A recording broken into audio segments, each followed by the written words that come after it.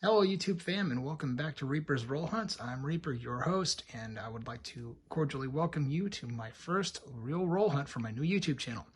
So you can see we're getting set up here. We have a couple of penny boxes we're going to be getting into.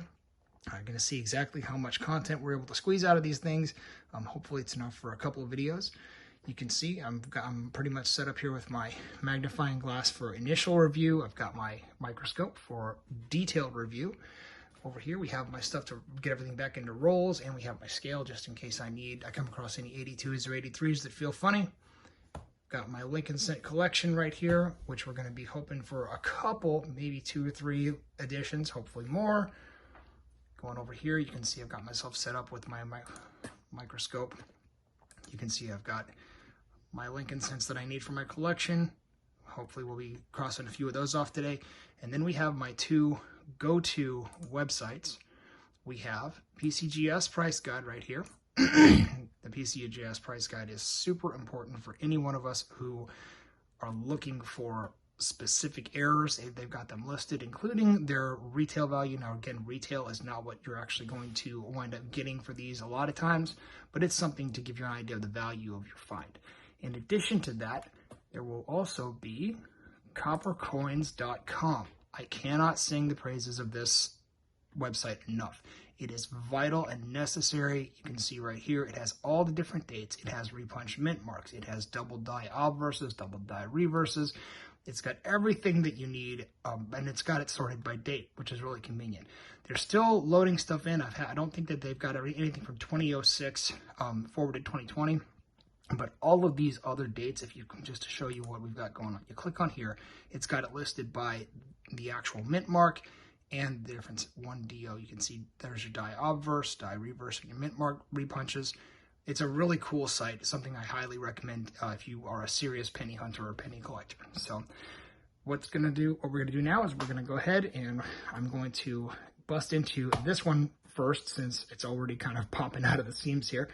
And I will bring you guys back in when we get into the roll hunts if I can find anything good. Thanks a lot, and we'll see you in a few minutes. Hey guys, so one thing I will tell you, just so that everybody knows, these pennies are obviously circulated, which is great. I haven't gone through them for enders yet, just because it's kind of, right now I'm just kind of getting into the groove of things here, and we're going to get into this and see where we go. But again, I wanted to make sure that you knew that these are both uncirculated boxes. I've popped them open and they are both uncirculated. So we're hoping for a lot of finds. Specifically, we're looking for any sort of wheat pennies, any sort of errors or varieties. With wheat pennies, just so you know, for me, an average wheat penny box is about 10 to 15 is just about on average. Anything less than 5 is not a good box. Obviously, we don't want 0. That's a skunk. But then anything north of 10 on the way to 15 is a good box. Anything from 15 to 20 is a really good box. And my personal record for the most I've ever found in a box is 23. Here's to hoping that we can break that record. So I'll bring you back in if I find something. Okay, so row 1's done, and there really wasn't much to scream about in there. There was this kind of crazy looking corroded bit right here, but if you look at it real close, you can see what's happened. Something has actually dropped on to Lincoln and has sat there. It's been sitting up like that, and it's actually eaten through the first layers of copper into the zinc. I did get a couple of album fillers. Got a much nicer 1982D right there. But then there's this one. I'm just going to take a look a little bit closer at this one. This is a 1990. Eyeballs are bothering me here. 91. And it looks like it might be missing the top layer of cladding. You can see how much nicer and shinier that is. And then right there, I'm going to take a closer look at this one, and I'll get back to you guys. All right, so I just opened up roll 2, and I wanted to kind of show some of you who might not happen to be from the Florida area why living in Florida is so brutal to pennies. This is a relatively recent shield set, and something about the combination of, dropped it. Something about the combination of the salt in the air and the ground, the limestone in the ground, it just tears these things to pieces. You can see a lot of the pennies that you're going to wind up getting in hunts here, they're going to look like this. Regardless of how new or old they are, they're going to have this sort of white film covering them. And this, again, you can't really see it, but this thing feels like it's about half the weight that it should be because of how rough it is. And like I said, this is a shield set, so it's not like it's very old. I just kind of wanted to bring you in for this, and we'll get back to the hunt. Okay, guys, roll 3, and we actually have our first real find. Check it out, a 1940 Philadelphia, and it's in pretty decent shape given. So that is cool. We're off the ground running here. Roll 3, 1 wheat cent. It looks like we're just getting started. All right, guys, I'm bringing you in on roll 4 because I want to show you something. This is actually a really common thing to find on the Lincoln cents since they started using the plating. But I wanted you to take a look at this one, and you're going to see off to the right of Lincoln's head, there's a little line. That is a plating blister. Plating blisters are a very common thing and don't add any value to your coin. So anytime you see these little streaks, you get them under the microscope. I'll show this to you.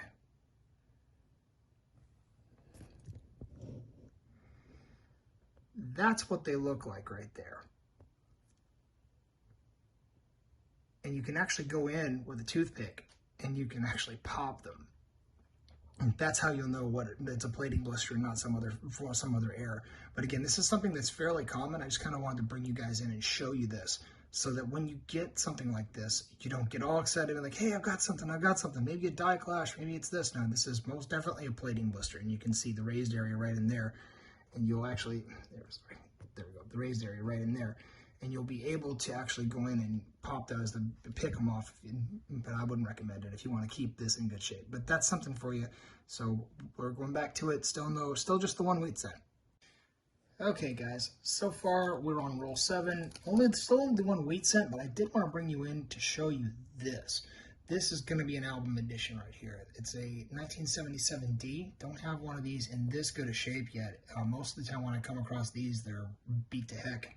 So you can see with this one, this actually has a lot of luster on it, just a little bit of weakness and a little bit of staining right there in the fields to the right of Lincoln.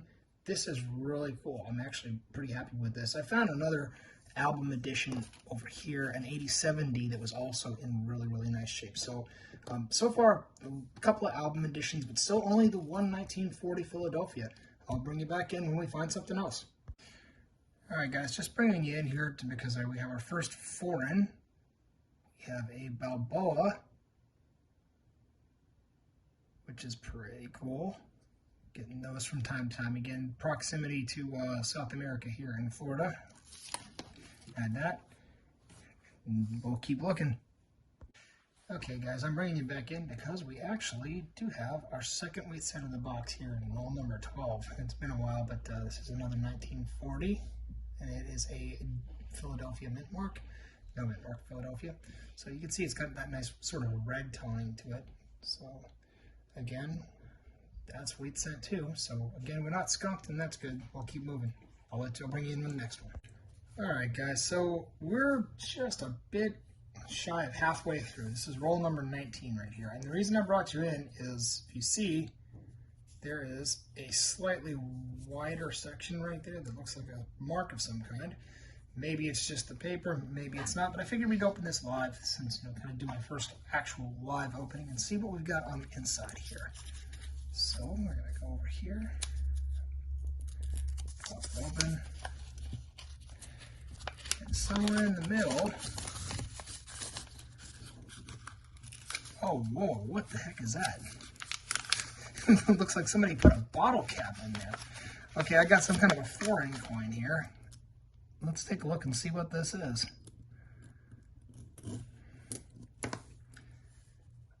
Oh, wow. I think... Okay. Sorry, oh, wow. Okay, so it is a 10 cent piece. Not anything extravagant, but definitely something different. Our second foreign. Put that over here with the Panamanian Balboa. And we'll go through the rest of this and see if we can't come up with anything else. And see if I don't see anything off the top. Yep. And as I say it, we have wheat cent number 3. There we go. A 1946 Philadelphia. Very nice. That's good. And we will pull everybody out here and see if we don't have anybody else hiding in the ether. Not seeing anything, but that doesn't mean it's not there. Never say never, right?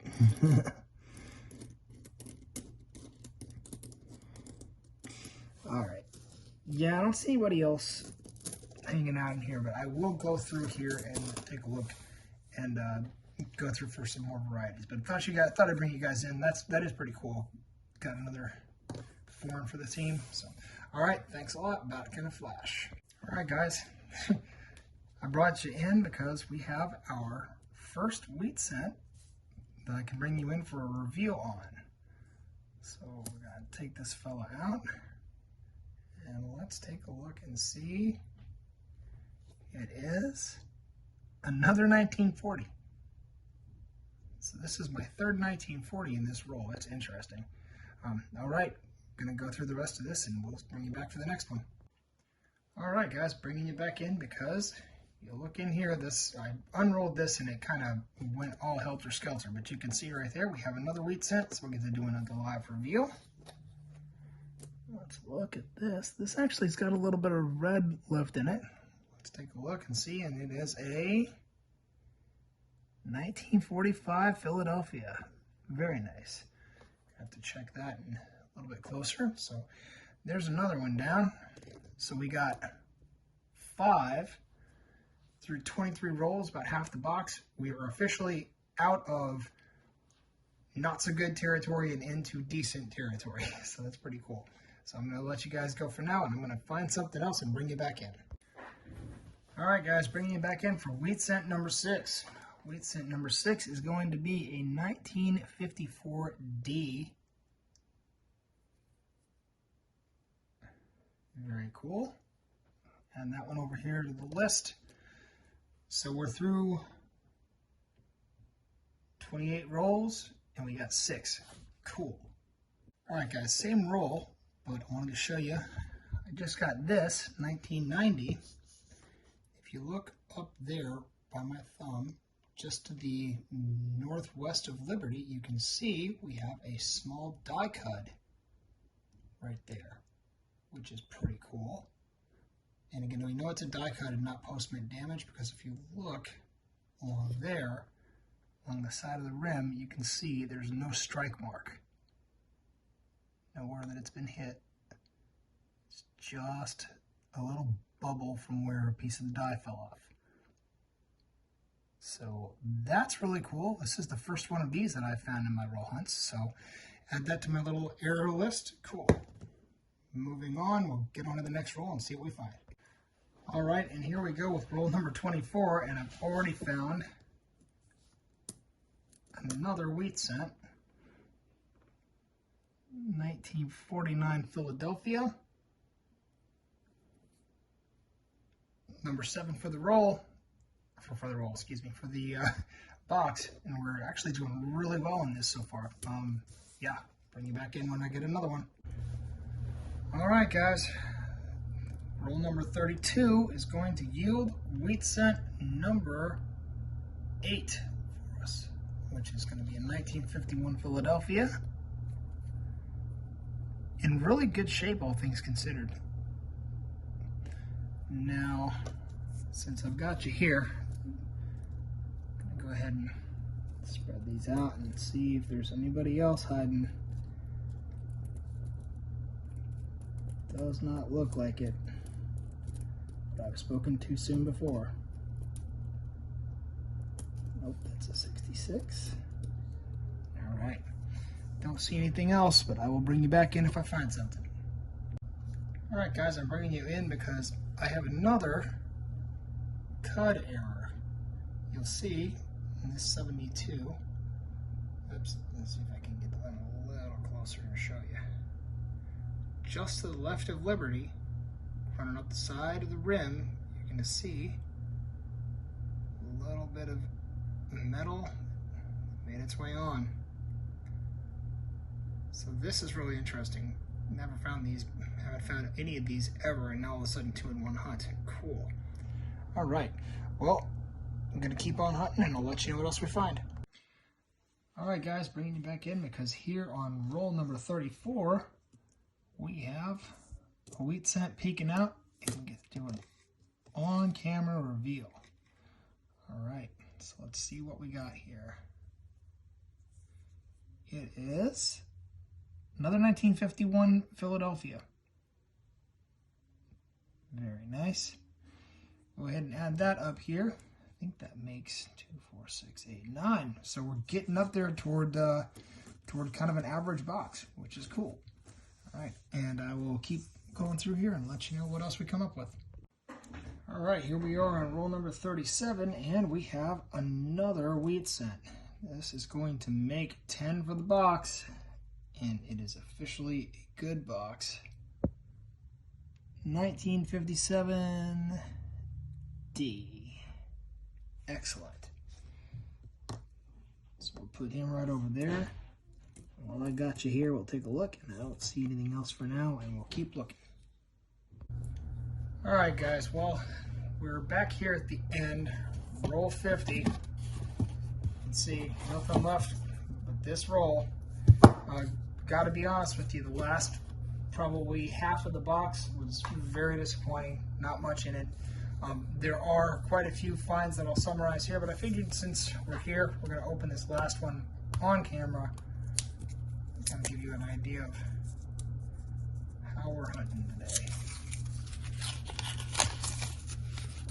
So again, shout out to Rob at Rob's Finds Treasure for showing me how to do this. Watching him enough where we can kind of squish this out, stretch it out. We can see if there are any wheat scents. It does not look like it. Alright, so 79D, 2D. I checked the shield scents just briefly, just to see if there's any sort of die cuds, any sort of mint errors to them. 82 small date. Nope, large date.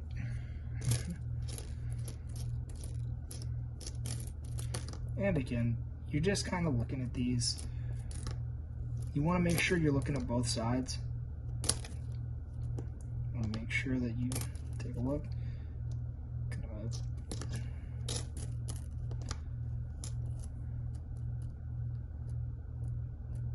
decent looking 73D. 79.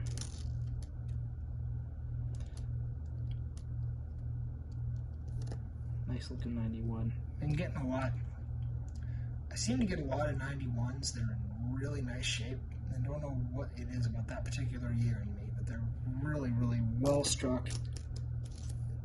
Seem to have maintained their luster. And a 98. Always check the 98s, the 99s for the wide AM, and the 2000s as well. No wide AM.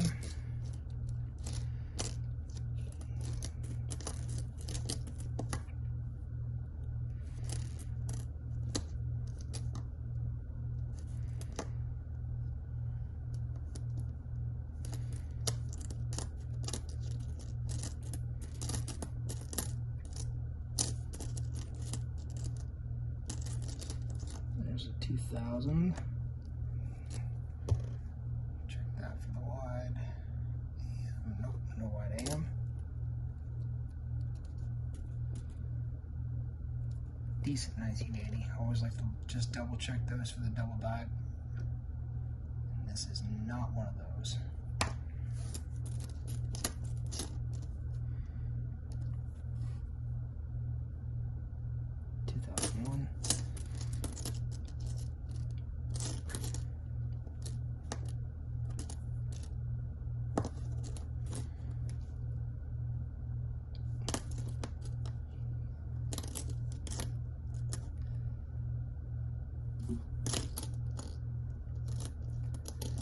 And this is going to do it for the hunt. It looks like a 92. Yep, 92. We always check for the close AM instead of the wide AM. This is not a close AM. And our last one is an 05 in decent shape, but that's it. So you're looking kind of at what we wound up here with. We wound up with 5 foreigns, a couple Canadians, a couple of Panamanian, geez, I always forget what these, there's the Canadian, a couple of Panamanian Balboas, and this crazy 10 euro set, which honestly, if you look at that thing, I swear I thought somebody stuck a soda cap inside of the roll. We got these 2 neat die cuts right on the rims, which is really cool. So that's, like I said, I've never found those before, and finding 2 in a roll is pretty cool. Had 10 wheat cents, which is an average box for me from what I've seen. And then up along here, these are all pennies that are going to replace pennies in my book, or actually fill a spot in my my penny book. I was really happy with them, and you can also tell how how new my collection is, because was able to fill, what is that, 2, 4, 6, 8, 10, 12, 11 spots. So that's pretty cool. Either way, I really hope you've enjoyed this video. Please don't forget to like and subscribe, and keep your eyes open, because we have a whole nother box to hunt, and a long weekend to do it. So I'll try to get get that second box hunt up before the end of next week. Take care. I'm back with one more thing here. Silly me, I completely forgot. A very happy Thanksgiving to every single one of you out there. Hope you guys have a great turkey day. Everybody has as good a time as they can given the circumstances we find ourselves in right now. But from Island Reaper and all of us at Reaper's Roll Hunts, I cannot say how amazing it is that I have folks out there who watch my videos, and this is to let you guys know that I am thankful for you. You watching this video, I'm thankful for you.